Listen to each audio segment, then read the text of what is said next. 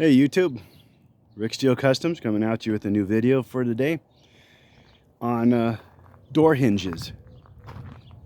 If you're having issues with your Chevy truck, and it doesn't matter if it's a van or pickup or Corvette, it could be any car basically, you're all going to have hinges on the car or truck or van. And these hinges have bushings on the inside, and over the years of the weight of the door swinging back and forth, you wear out the bushings that are inside the hinge. This is a hinge pin. This pin goes in here.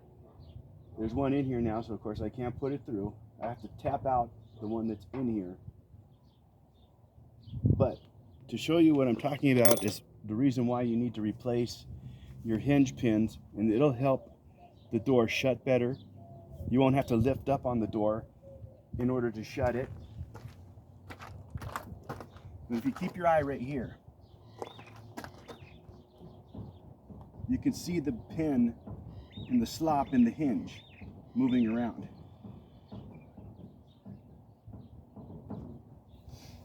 And again, that's from opening and closing thousands of times over the years.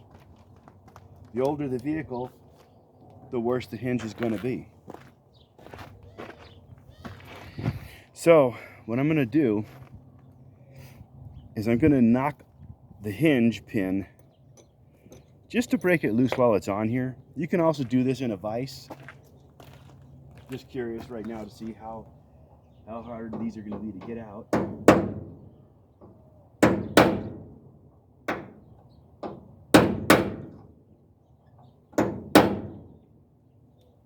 Yeah, these are in there pretty good, so I'm going to take them out. And in order to take them out, you have to undo the bolts. And in this particular vehicle, I've got 2 bolts here, 2 bolts here. There's one underneath this plastic cover. There she is, right in there. Now, the best way to go about doing this is I recommend doing both pins. The pins are very inexpensive, only about $7-8 for the pin and the shims. I recommend doing one hinge at a time. So you want to support the bottom of the door with a floor jack, and that's going to be the first step I'm going to do. Once you have your door supported, go ahead and remove the upper hinge.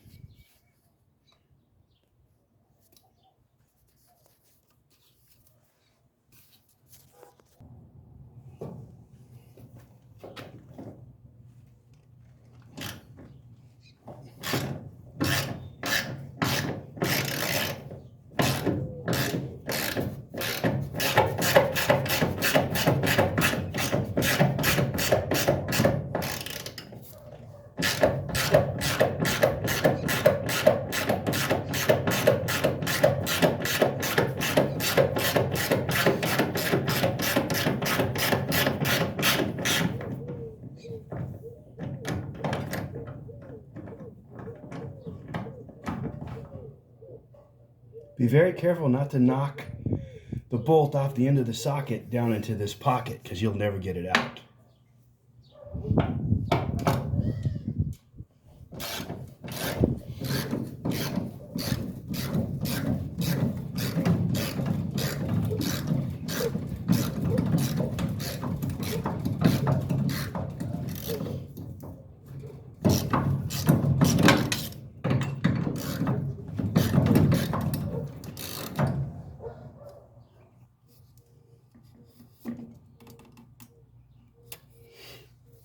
Use a ratcheting box wrench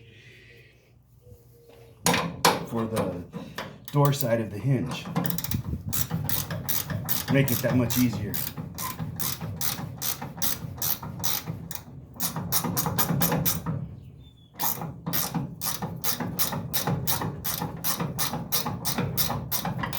Also, by doing it one hinge at a time, if your doors were in halfway decent alignment, mounted to the body, it'll help preserve that alignment.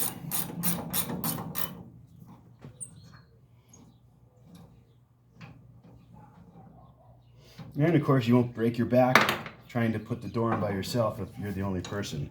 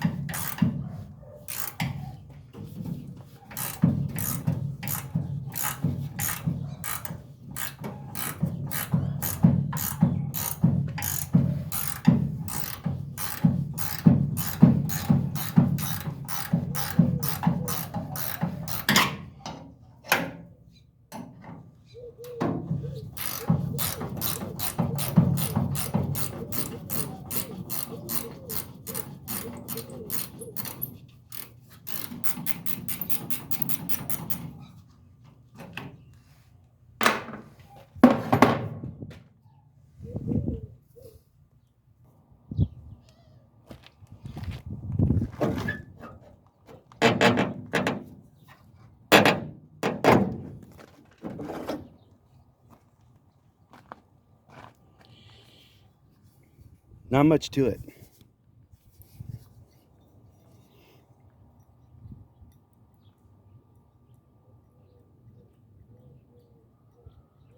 Quite a bit of wobble, quite a bit of slop.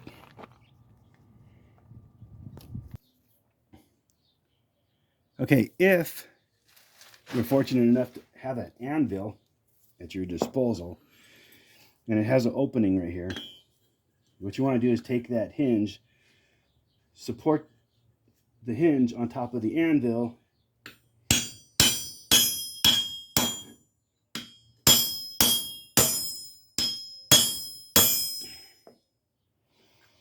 and that pin is really in there.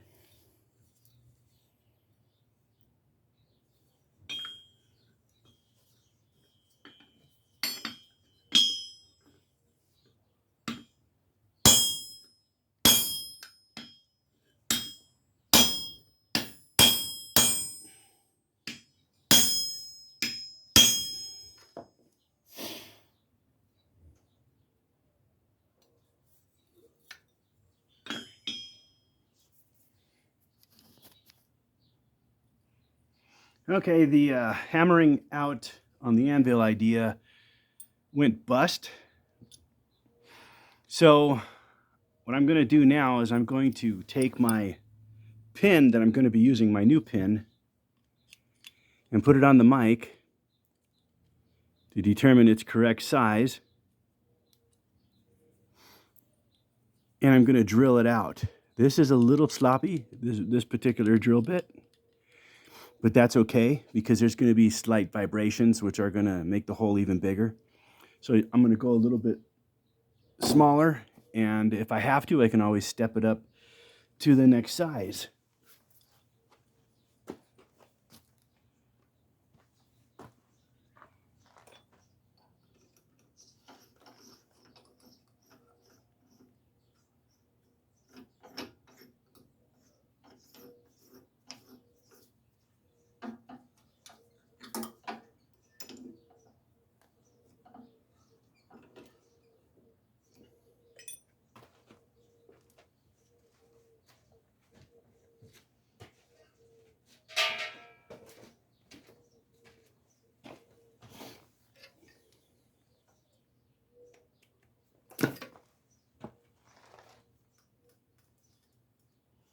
And I tapped a pilot hole with my punch to make sure it's center.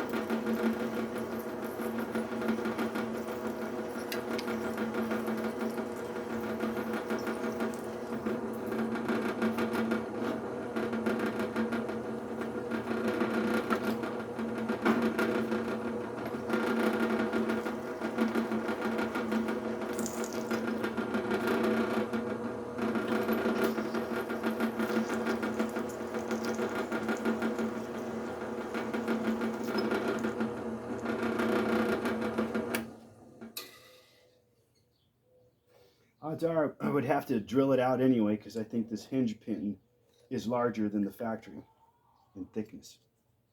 You know it's longer.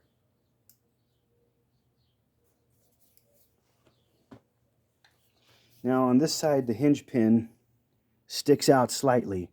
So I'm going to take this over to my grinder and I'm going to grind that flat. Okay, when I went to go ahead and center tap it, the pin started moving on its own. So I guess drilling it out a little bit on the other side, that was the side that was seized. I can go ahead and knock it all the way out now.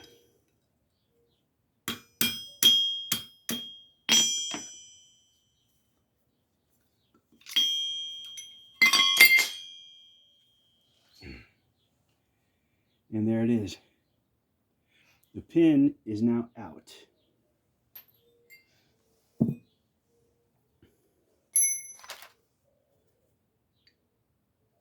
And as you can see, the new pin does not want to go through. So I'm going to have to drill the whole thing out anyway.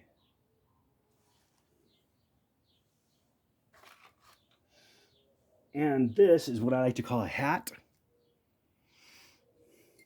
It has to be drilled out to the diameter of this outside. So OD, outer diameter. So once again, I'll go over to my mic caliper and I will determine the thickness of this hat. And I will find the correct drill bit.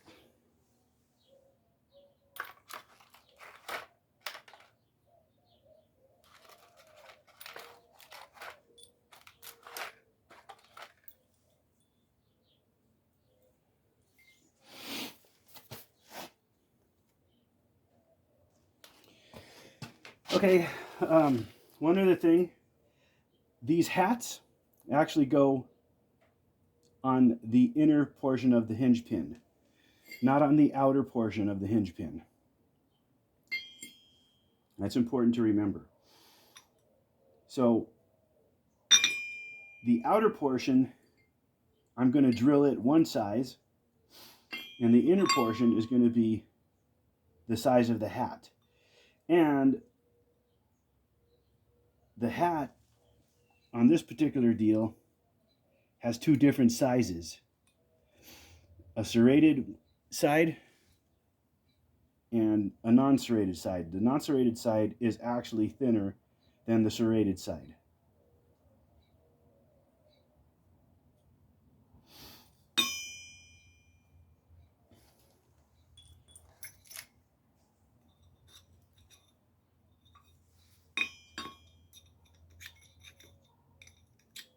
You want to make sure you get the old shims or hats or whatever you want to call them out.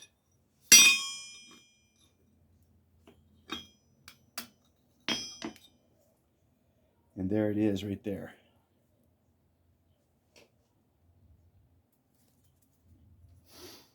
Okay, so now when we drill this, we're only going to drill halfway or deep enough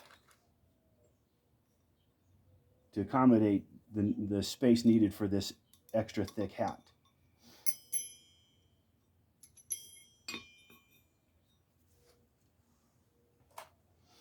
So we're going to take the mic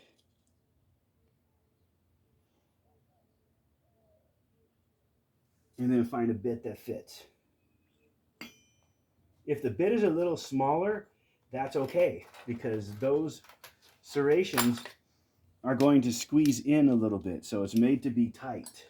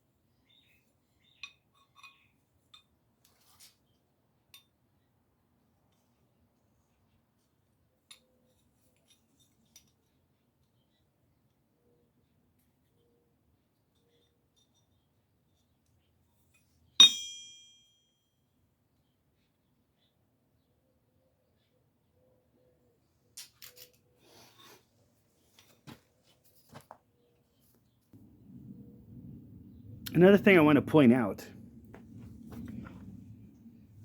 always mark an arrow up and up. So you put the hinge back together the way it came apart, because it is possible to put them like this. And then, because your holes are cockeyed like this, it won't go back on the truck. They have to be like that.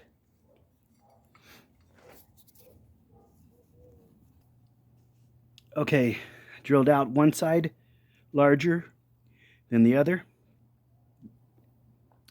The only thing I don't like is how thin it had to be drilled out. It's pretty thin. Hopefully it won't crack. I don't think it will. But now I got to press in the two bushings.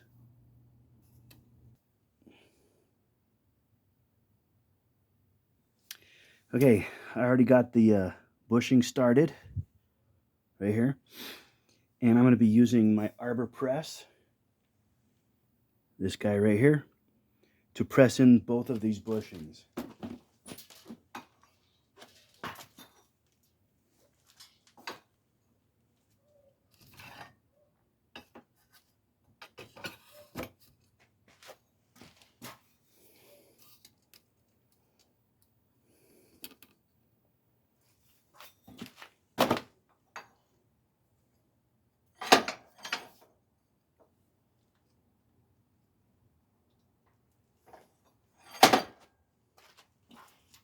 And you can see how easy it is with an Arbor Press.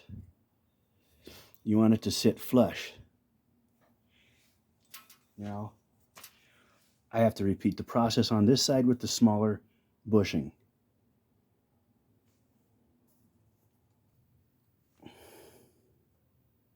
Got the bushing started. And if you guys don't have one of these Arbor Presses and you're going to be working on cars a lot, I highly recommend them. And you see, there it is. They're actually pretty inexpensive.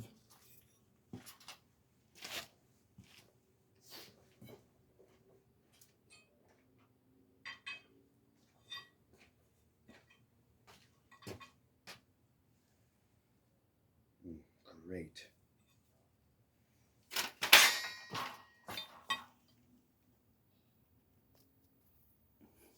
Okay, little issue. These bushings evidently are thicker than the factory originals. So, my hinge is not wanting to go back together again. So, what I'm going to do is I'm going to grind it right here down just a bit, trying to get it as flat as I can.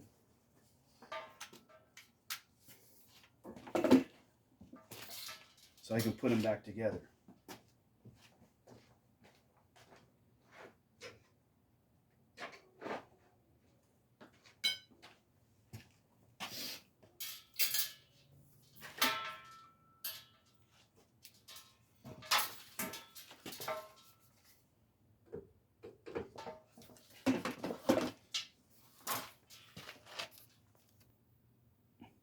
If you run into the same issue, you want to grind off as little as possible. Keep checking it. Grind a little bit, check it, grind a little bit, and check it.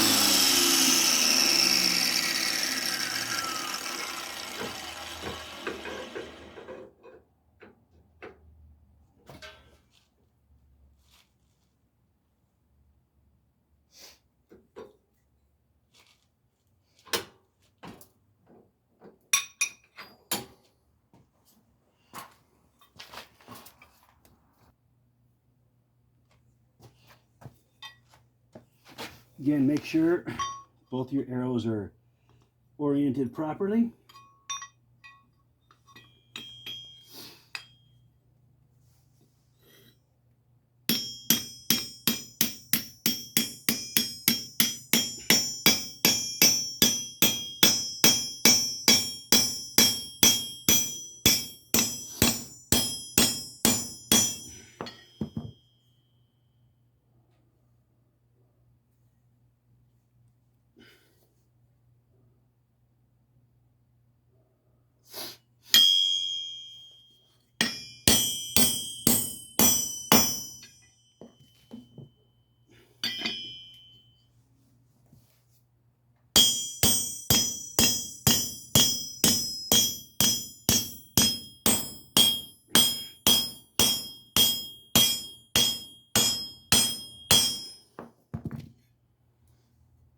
Ah, shit.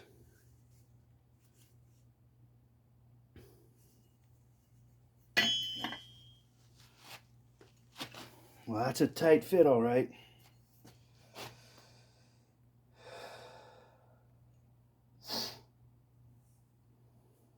Damn tight fit.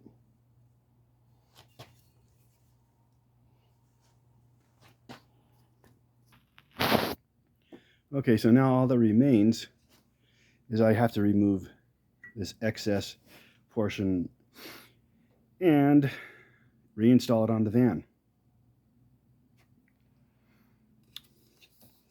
Is it perfect? No. But ideally, the thing to do would be to buy a brand new one. Unfortunately, they don't make them.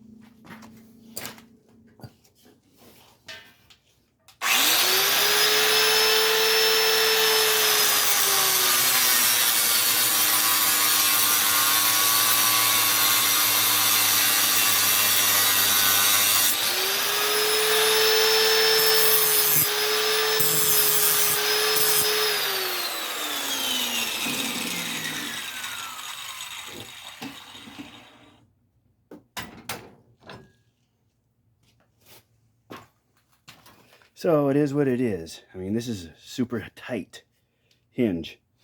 The problem with fixing these hinges is when you drill, once you get the stud out, drill all the way through, but you have to put it in a press in order to put it all the way through. It's got to be even all the way through. Otherwise, you might have the same situation where it's extra tight. Not that that's going to hurt anything, but it might cause it to wear faster. But anyway, it works.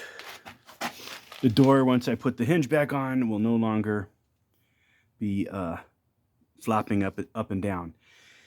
If you guys got anything out of this video, I'd certainly appreciate a thumbs up. Click the like button. You know, it only takes a second. And hit the bell icon if you want to see more stuff like this. And don't forget to subscribe. And as always, remember, let's go Brandon. Thanks for watching. Have a great one.